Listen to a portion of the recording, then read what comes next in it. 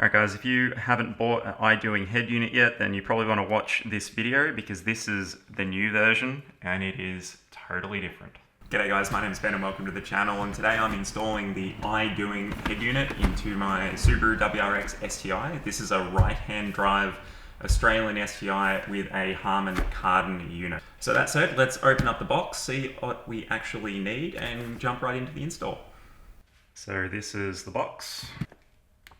It's actually got a colour manual in it, which is pretty good. Alright, and here's everything that's in the box. We've got the Idoing head unit and the fascia kit. They threw in a few trim removal tools, which are always nice, and a heap of different cables and accessories and things like that. So we'll have to figure out what all of those mean, but hopefully it's not too bad and the install's quite easy. So I just bought this in very late 2023. It's actually like the day before Christmas as I'm filming. And I got a bit of a shock, I guess, after watching a few other install videos before getting this, as I'm sure you probably have, that my unit looks entirely different. So this is the back of the unit. And if you're looking at this, you might be going, what is going on? I haven't seen this before. And that was pretty much me a few seconds ago. So it looks like Idoing might have updated and revised their model. It looks like there's a lot less plugs on it, and we've also got a HDMI port, an optical out, as well as two 4G antennas here as well. Now the cables are all a little bit different as well, so it looks like this time the majority of all the OEM plugs all come from the one harness, and this particular cable will slot in just here. Otherwise, we've got a harness for a camera here. There's also a harness for a camera in there, I saw. We've got this harness here, which looks like it's for amplifiers, but the 4G antenna, the SIM card, is also part of this harness, which is a bit different to everything else I've seen. We've got a packet of screws. Not quite sure where they're going at this point, unless they're spares. Still got the single USB, the double USB. We've got another harness here. Looks like something for audio. We've got our GPS antenna. We've got a microphone. I want to add that before I ordered this, I spoke to Idoing and they said that this particular model works off the factory microphone, so I'm not sure if I'm going to need that. And yeah, they've also given two 4G antennas if I'm going to use them, which I wasn't really planning to because I'm going to use my phone. And I've also got the CAN bus decoder. Pretty much every single one of these harnesses has a distinctive spot to plug in just here. Sort of like everyone can only go into one spot. Yeah, let's go and see what this new updated version is like with its install. All right, first we're going to pop these covers off on each side. Then we're going to remove the glove box.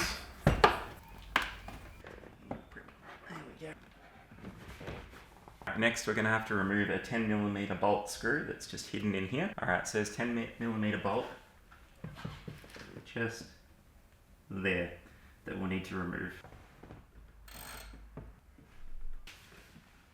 Got it.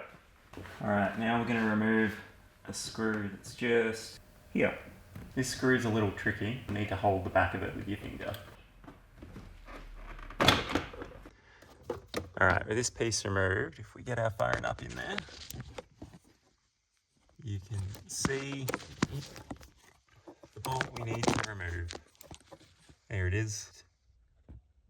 There, that fella. So now we're going to have the fun of removing that.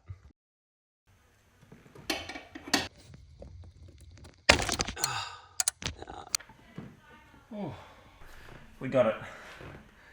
That's giving me nightmares already. Alright, so next we're going to remove this top piece.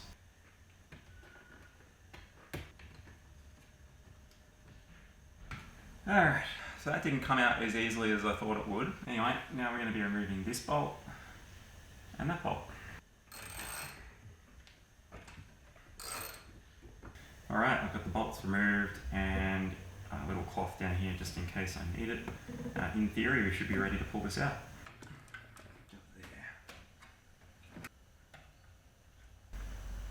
Alright, so we've gotten all the plugs off the top. We've also got this last one here and the big boy down there. Let's go and have a look.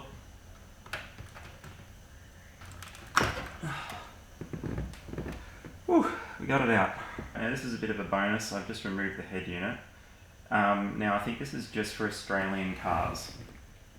But in Australian cars, or at least our ones, we have USB ports just down here, not back in the center console.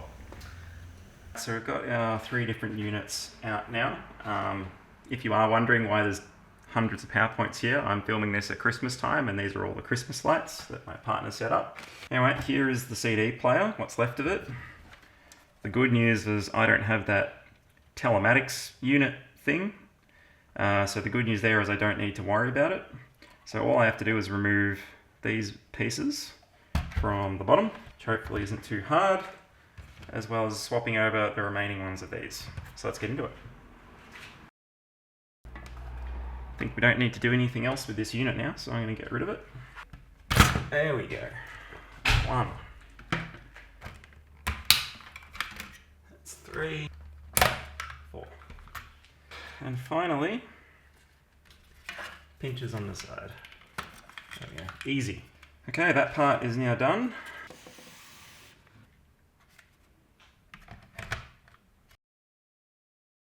Alright, those screws are in now. That was tight. Like, that was a lot of effort to tighten those up. So I double and triple checked that. It just looks like the plastic there just needs to kind of be threaded as you're screwing it in. So be prepared to put a bit of force in there.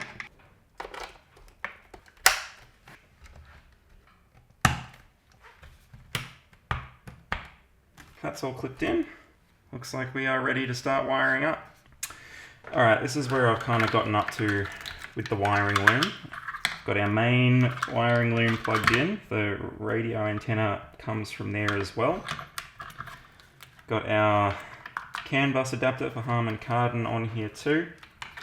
I still think there's going to be a lot of cables that we don't use in this, but here are all the OEM plugs that we'll need to plug back in. I also found this wiring diagram really helpful. I found it at the back of the manual. It's got a list of what all the different plugs mean and what actually goes into all of those.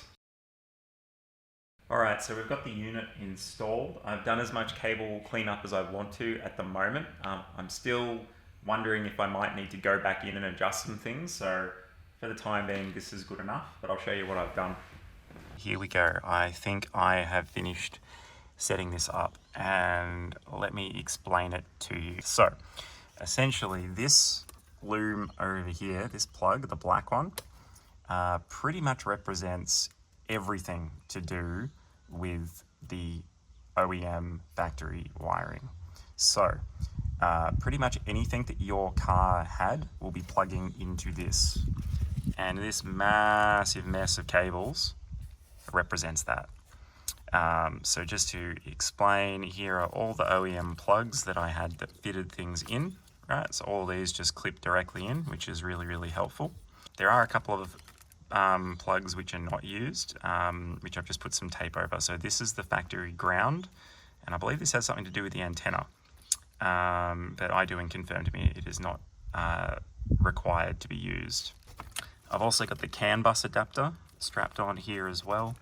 And a few leftover cables which I did not need, which are for auxiliary inputs, according to the label. But the best way I could say it is if you are plugging into this set of the loom, you are connecting in to that particular part of the car. Now if we move over here, I've had to use most of the other cables that Idoing have included in the box. There's a lot of wastage, I have to say, but effectively this entire piece I am only using for this one cable. So all of that, not necessary. I've kind of strapped that up, cable tied it away, and this is just for connecting the microphone. But yeah, that's a lot of wires for just that one plug. And then over here, essentially I've got the USB cables for the most part, but also the one cable that goes back over to the OEM harness is the factory reverse camera. So that cable here is for the reverse camera. Otherwise, all of this is USB cables. So I have one, the one that actually powers Apple CarPlay, running down here, which has the dual USB slot here in Australia. So in America, I believe you get it in the center console, but in Australia, it's over here. So I've got an extra wire that I've run that helps that work with this head unit, which I've tested and can confirm it works. And then I have the other two USBs just in the glove box. Now, because this loom, one of these looms also, this loom also has the 4G SIM card in it as well. So I highly doubt I will ever use this in my life, but considering it's kind of has to be attached to this unit, I've decided to run that into the glove box as well, just so in the event I decide to put one in, it's just there to be grabbed. As it turns out, clipping this unit in is quite difficult, and unfortunately it took me quite a while. So while I was doing this, my camera ran out of battery, but eventually I got there. So here's my tip. So the middle clips were the problem that I had, and in the end I needed to use quite a lot of force to push up to get this in, which I did by putting a book over the top of the screen. Alright, so we've just skipped ahead from December to February, so I've been using this device for 2 months now. The good news is overall I'm really happy with the unit, and it is without a doubt by far better than the factory head unit, so no issues there. So I thought I'd give you a really quick tour of the user interface. Compared to the new unit, you've got a few different things. You've got a Bluetooth connection here. The challenge with this is if you're using Apple CarPlay, you can't connect to it at the same time. You've also got the ability to quickly switch between some music that you might be playing from Bluetooth or from a USB stick or whatever, and you can also jump across to the radio as well. You've also got shortcuts here to some apps. Unfortunately, I haven't found a way to reorder these because Netflix and Google Maps and things like that would definitely not be my priority. And you can also click here and do phone calls and things like that from the home screen too. But once again, we're using Apple CarPlay, so this isn't really too helpful. So if we do have a look at some of the apps that the unit has here, there's about 3 pages worth. Most of them are sort of like your generic Android applications and things like that. So Google Chrome, the App Store, Bluetooth, things like that. There's really a lot of useless kind of apps in here too that aren't very helpful. So if we go across to the next page, there's an app here for a panoramic camera system. We've got a couple of apps here that allow you to pick like the home screen logo and things like that. I've also got like a link to YouTube. The kind of annoying thing is you can't change the order of these apps either from what I've found so far. So actually the third page is probably where you'll spend most of your time. Which has the radio settings and this app here called Z-Link 5, which is what you press to get to Apple CarPlay. So just to start with CarPlay, if we click in here, it will open. I've got Spotify open at the moment, so that's really easy to use. You can also kind of come in here and get all the generic Apple apps that you normally have. All of this works really well, and for the record, I am wirelessly connected as well. In the 2 months that I've been using this, the wireless CarPlay hasn't let me down once. It is always connected and hasn't had an issue. Just to add to, steering wheel controls are super easy to set up. You'll have it done within like a minute, and everything works super quick and easy as well. And the factory reverse camera works as soon as you put it into reverse.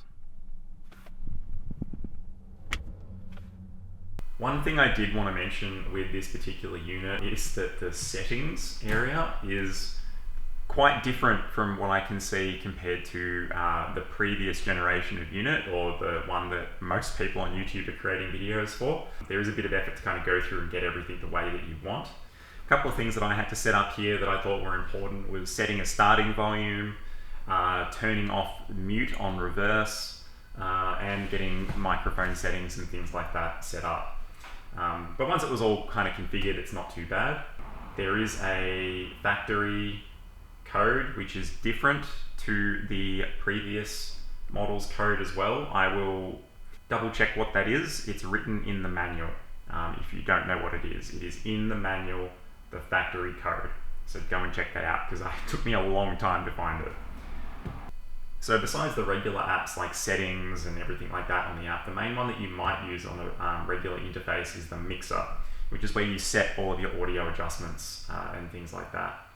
And the first thing I'll say is, as soon as you install this head unit, you will immediately notice the increase in audio quality. There is like a night and day difference in how everything sounds. But what you can do is, come in here and adjust your fade and balance and change where everything kind of feels in the car. You've got pre-selected scenes. To be honest, I haven't spent enough time in here, but that's pretty much because I noticed an improvement soon as I started the car with this new system. So I'm just going to call out the 2 pain points that I have for this particular unit where I think there's room for improvement.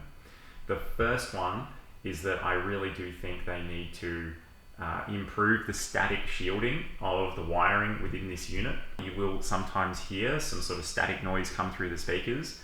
Generally speaking, you don't hear them, but sometimes when you're sitting in the car like I am right now, I might just occasionally hear some signal noise from other bits and pieces. I'm not sure if this is something for Australia or for anywhere in the world, but whenever I am on a tollway or a freeway that has tolls, every single tollway gate that I go through, there is a split-second gap where all audio stops.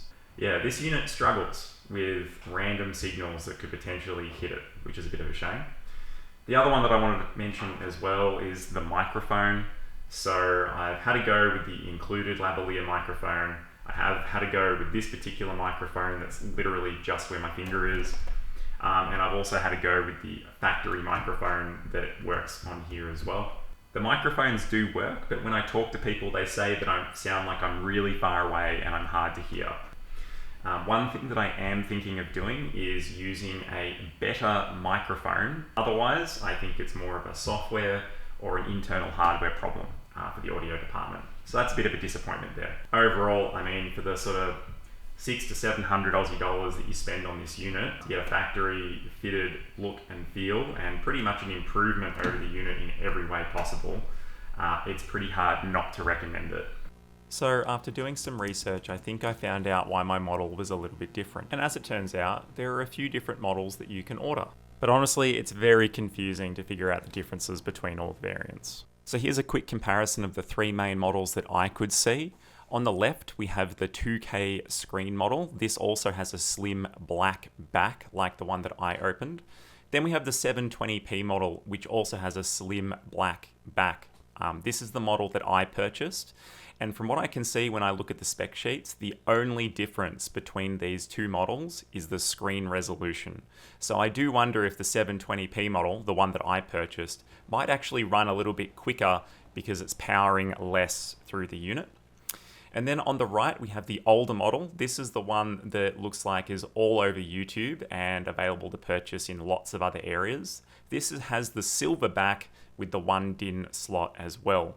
When you compare the specs of the older model, it looks like there is a slower graphics unit, less RAM, a smaller hard drive, and less band equalization on the older silverback model. So there is an upgrade in pretty much every way on the newer black models. It's definitely confusing to compare these 3 models though. All of them say that they are a new model. All of them have the same installation guide, even though they are completely different between the black and silver models. And besides the spec sheets, a lot of the overwhelming information that you can scroll through all kind of blends into the same thing by the time you get to the bottom. So definitely spend some time and make sure you're picking the right model for you when the time comes. But otherwise, I hope you found that helpful. From what I can see so far, the setup and the unit seem really, really good. And of course, a massive upgrade over the factory one. The install wasn't too bad. Don't get too stressed about it. I think if you can get the unit out, you're halfway there, which is probably the hardest piece. But yeah, if you found this video helpful, please think about liking and subscribing. Thanks a lot.